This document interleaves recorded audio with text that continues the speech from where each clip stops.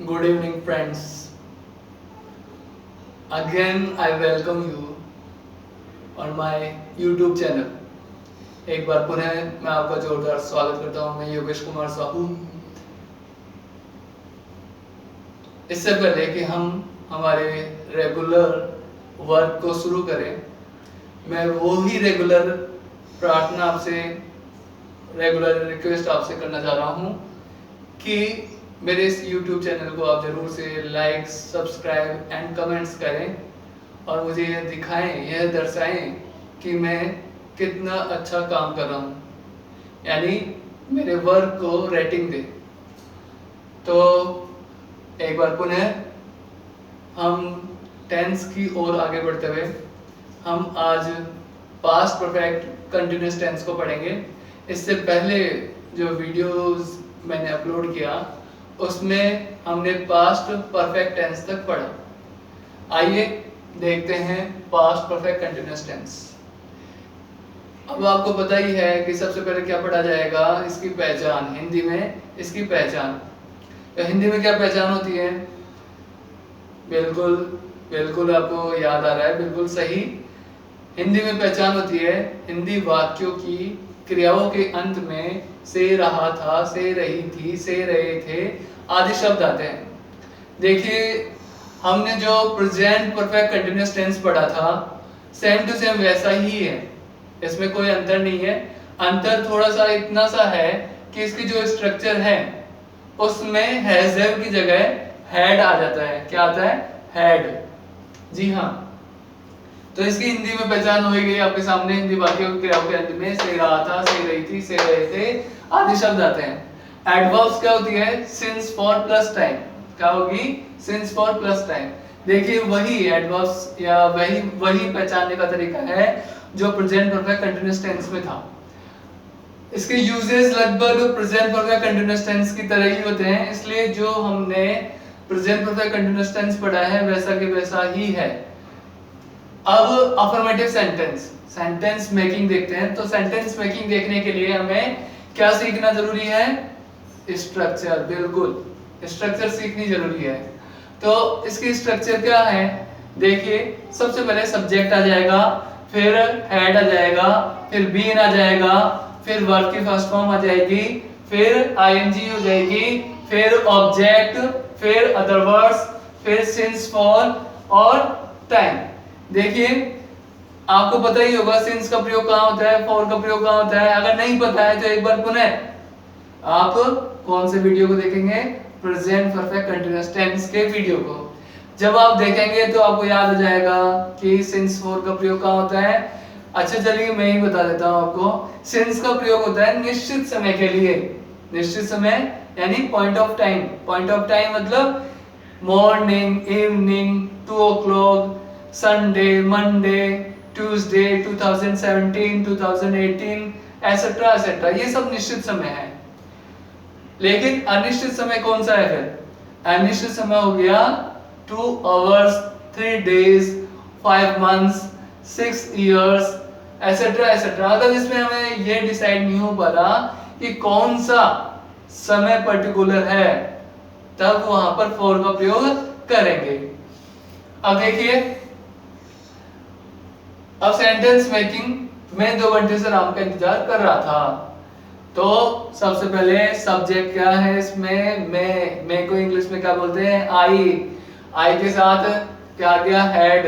I had been, ऐसे कैसे इसमें उतर गया। फिर वर्ब वेट, फिर आईएनजी वेटिंग, फिर किसका ऑब्जेक्ट? ऑब्जेक्ट कौन है यहाँ पर? Ram. I had been waiting Ram for, इसमें लिखा ही है अदर वर्ड्स के बाद में सिंस या फॉर में से 4 आएगा। क्यों आएगा? क्योंकि 2 hours है और 2 hours है इसलिए 4 आ गया। तो I had been waiting Ram for 2 hours। देखिए आगे एक सेंटेंस और आप बना के देखिए। सीधा 3 बजे से कपड़े धो रही थी। हाँ बिल्कुल आप बना सकते हैं, आप कोशिश कीजिए। अब देखिए, मैं इस सेंटेंस को आपके लिए बनाकर दिखा रहा हूं और सेंटेंस आप बनाकर देखना। तो सबसे पहले सब्जेक्ट हो गया सीता, यहां पर फिर क्या आएगा? had been washing clothes since 3 o'clock.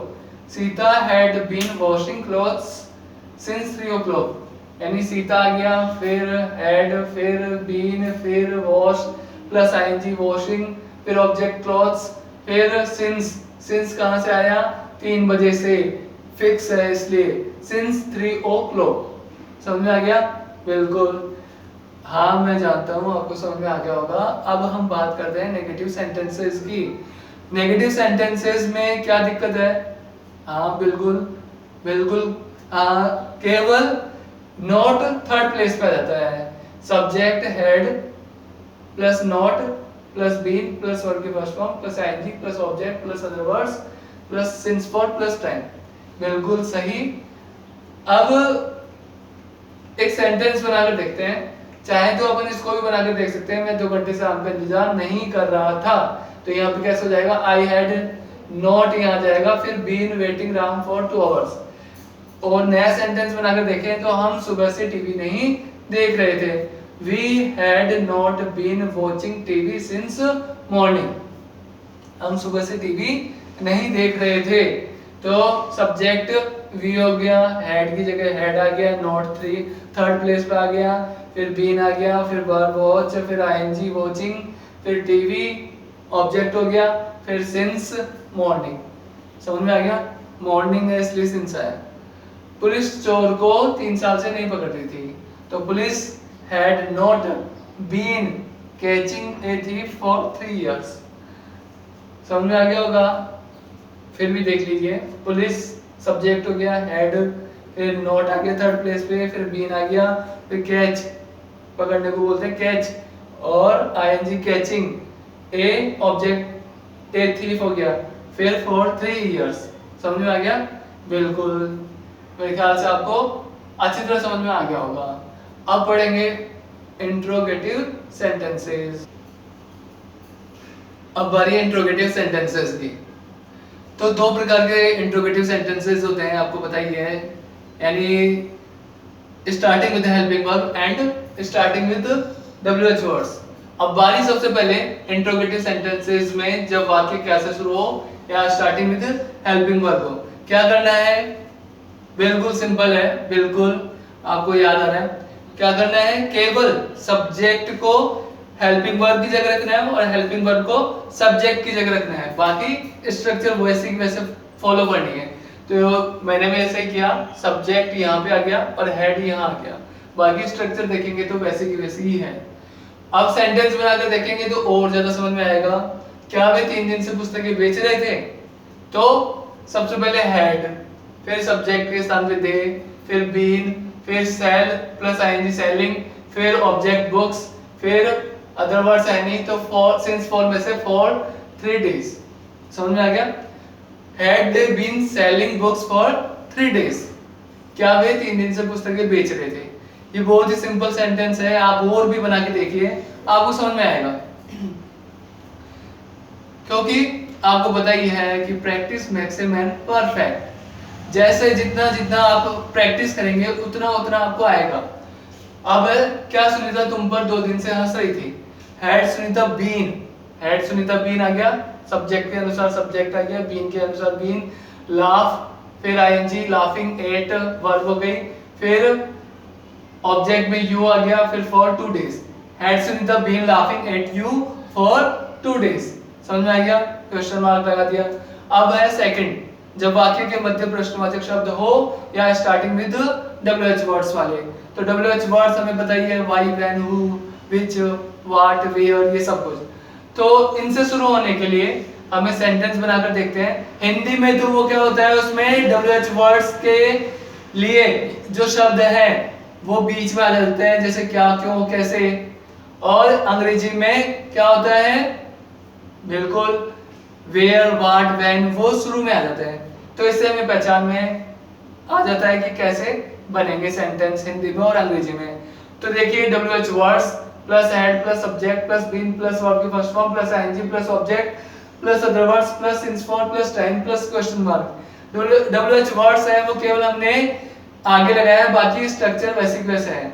अब सेंटेंस बनाकर देखेंगे तो और समझ में आएगा. शेर 2018 से चिड़ियाघर में क्यों रह रहा था?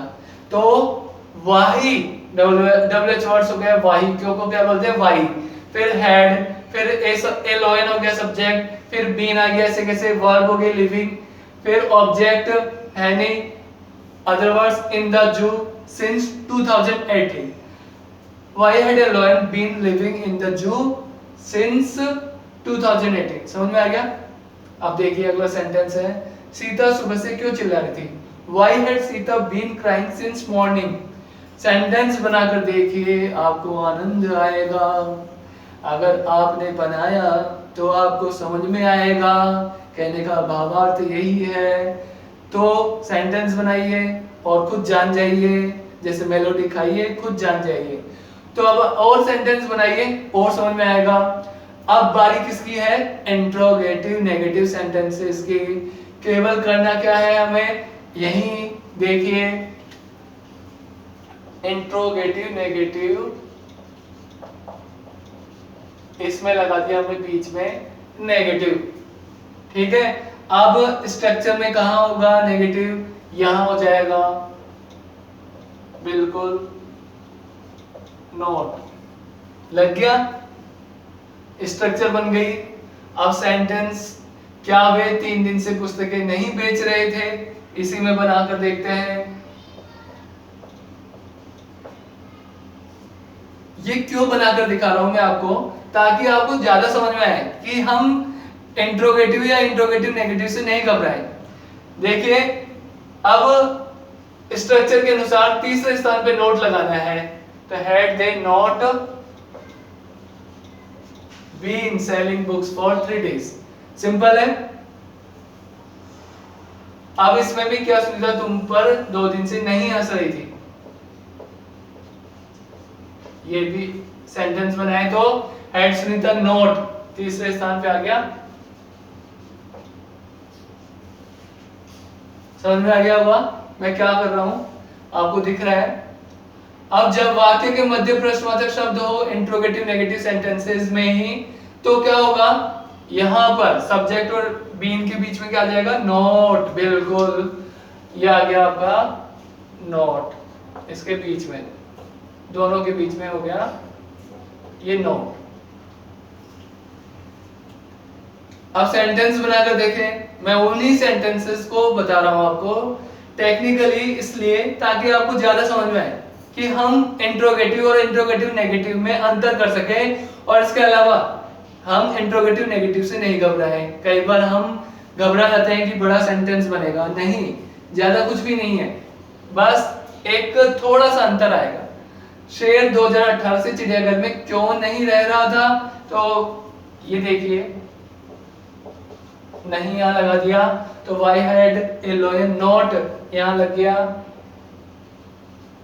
स्ट्रक्चर के अनुसार। why had a lion not been living in the zoo since 2018? Sita सुबह से क्यों चिल्ला रही थी? ये सेंटेंस है अपना कौन सा? विदाउट नेगेटिव का। अब इसका नेगेटिव सहित बनाए तो सीता सुबह से क्यों नहीं चिल्ला रही थी, तो इसमें नॉट लग गया, नहीं लग गया। Why had Sita not,